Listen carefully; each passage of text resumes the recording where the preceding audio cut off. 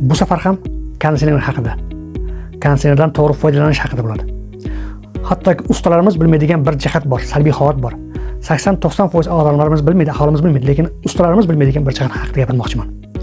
Ya'ni tashqi blogimiz yozgi kunida isib ketgan paytda 35-40 gradusga kelib ketgan paytda quyosh nurida qolishi salbiy tomoni bormi?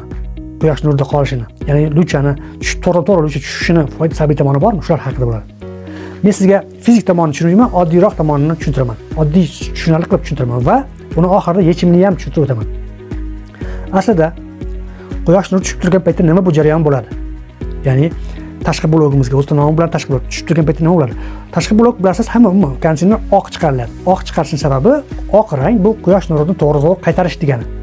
Qora emas, ko'k emas, oq qilinadi. Oq rang albatta quyosh nurini to'g'ri qaytaradi. Endi tashqi blokka tushib turgan paytda ko'plar radiator deymiz, kondensator deymiz, qizib ketadi.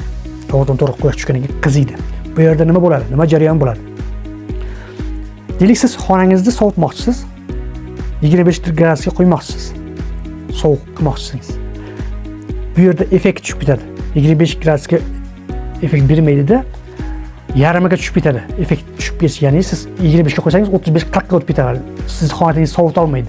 Xonangizni sovuta olmaydi. Va shu bilan birga tok iste'moli 30-40-50 gacha ko'tariladi. Tok iste'moli birinchidan sovuta olmayapti, ikkinchidan tok iste'moli ko'payyapti. Bu yerda to'g'ri quyosh tushishi sabab bo'ladi bu yerda. Yana bir narsa. Trubkalar ichida, ya'ni turbalar ichida, tashqi blok bilan ichki blok ichidagi ayib turgan bog'langan trubkalar, gaz freon haydalayotgan trubkalar ichidagi freon bosimi bari ko'payadi.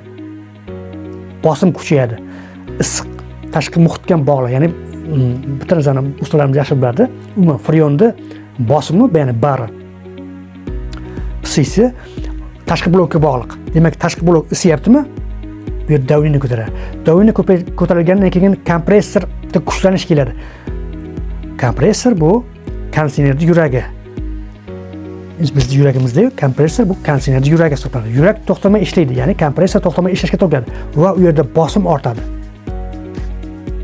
Bu degani, deylik, kompressor konditsionerimiz ekspluatatsiyasi, ya'ni konditsionerdan foydalanishimiz deylik 10 yil yoki bo'lsa 15 yil bo'ladigan bo'lsa, shuni 50% ga tushirib tashlaydi. Deylik, siz 5 yil orasida 10 yil foydalanmoqsiz, 5 yil ketadi. Kuyadi. Kompressor eng ketayotgan kompressor kuyadi. Kuydimi? Eng qimmat detali ham o'zi yurak almashtirish, kompressor almashtirish.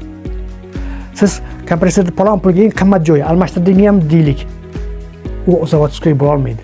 Yana u boshqa joylardan kamchilik chiqib qolaveradi. Xuddi organizm.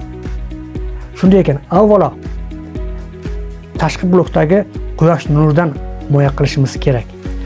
U yerga soyabon qo'yishimiz kerak. Soyabon deymiz. Ustiga o'sha quyoshni qaytaradigan materialdan soyabon qo'yishimiz kerak. To'g'ridan-to'g'ri quyosh tushmasligi kerak.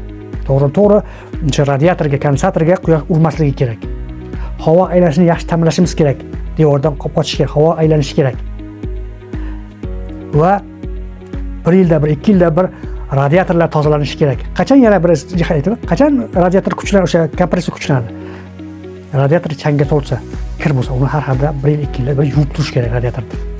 Bu yerda men konditsioner haqida mavzular juda ham ko'p. Meni bosqichma bosqich olib chiqib kelaman. Bu roligim aynan quyosh nurida qolmasligi haqida bo'ldi. Bunga o'xshagan mavzular juda ham ko'p. To'g'ri foydalanish haqida. Va agar bu o'xshamaydi, bu ma'lumotlar foydali bo'lgan bo'lsa, albatta like va podpiska bosing. Shunday qiziqarli ma'lumotlar usul uchun albatta like va podpiska bosing. E'tiborlar uchun rahmat, sog' bo'ling.